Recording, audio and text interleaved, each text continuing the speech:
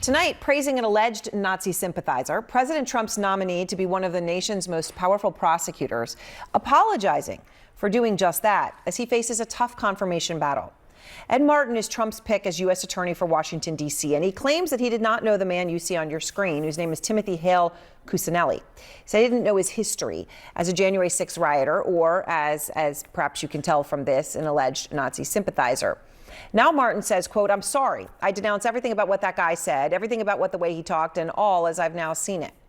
But KFile has uncovered all the audio that shows Martin should have known better, still calling him an amazing guy, quote unquote. And Andrew Kaczynski of KFile is here with me now.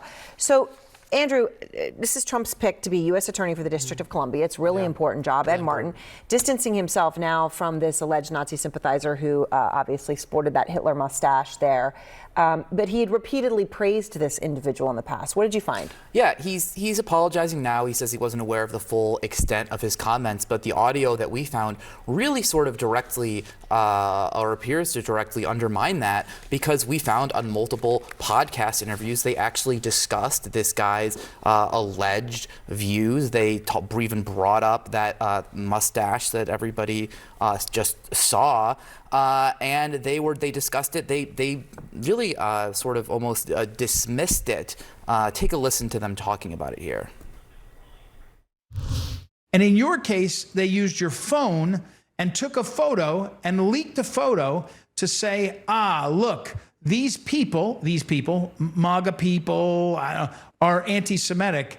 And the photo was of you. I've heard you say it before. You know, you had like a mustache shaved in such a way that you looked vaguely like Hitler, and making jokes about it. Again, not your best moment, but not illegal. Have you ever been to a Nazi rally? No, I have not. I mean, I wouldn't know where to find one. Vaguely like Hitler? Vaguely, yeah. Okay. So not only is he aware of this guy's past behavior, it would seem from what you found, but the two have been friendly from your reporting now for quite a while. Yeah, that's right, Aaron. He called him an amazing guy, a great friend. He was downplaying in some of the appearances that we saw. He was downplaying those views that came out ahead of the trial. They called it character assassination. Even and though when he's saying that he didn't know about it, his racist and his anti-Semitic views came out long before Martin started associating with him. I'm pretty sure every single article on this guy as a January 6th rioter mentioned that it had been thoroughly documented. There was a Navy investigation where he worked. It came out in court records, and still, this is what Martin said about him. Listen. We'll miss her, but she subbed out with a great friend of ours too, Tim Hale. The only thing you did that was really egregious to me was at one point on camera, you were sort of dancing in one of the areas as celebrating America. It wasn't your best dance moves. Our next guest is my friend Timothy Hale. He's an amazing guy who has gotten through all that and has a great perspective. So welcome back, Tim. How are you? And look, Aaron, so the vote for Martin is coming up. He had to submit questions and answers to senators. Senators sent him a bunch of questions, and we just actually, my colleague Annie Grayer, got those answers tonight. And one of the answers that he said about Mr. Hale was, quote, and I'm just reading from what he said to senators, was, "I am not close with him, but we," in another clip that we found, said, quote, "Tim Hale is an extraordinary guy. I've gotten to know him really well.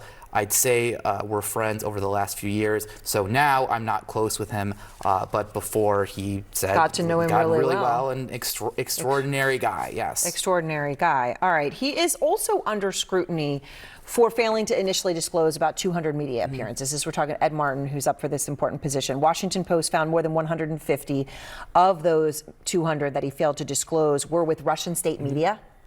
That's right, and we actually ourselves at CNN did a story where we found that he failed to disclose a lot of appearances on a host of shows, including some far-right shows that he went on. And one of these rules about a nomination is you are supposed to give everything. You're supposed to give every speech, everything written.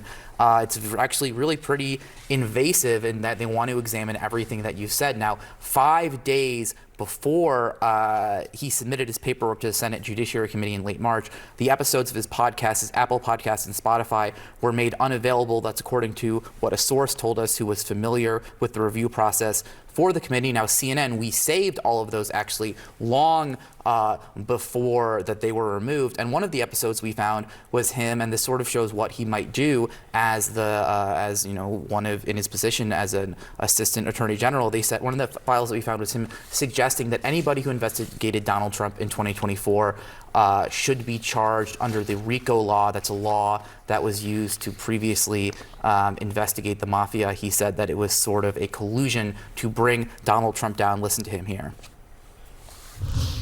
Congressman Donald was on TV, and he was saying, hey, look, what the Democrats are doing and how they're colluding together and working together to take down Donald Trump. He said it's like it should be charged under RICO. It's a coordinated effort, like a racketeering, organized crime. So we did reach out to the folks at the Justice Department about all of the stuff, the missing appearances, what he said about Hale, and they declined to comment to us on the record. All right. Thank you very much, Andrew Kaczynski, KFile.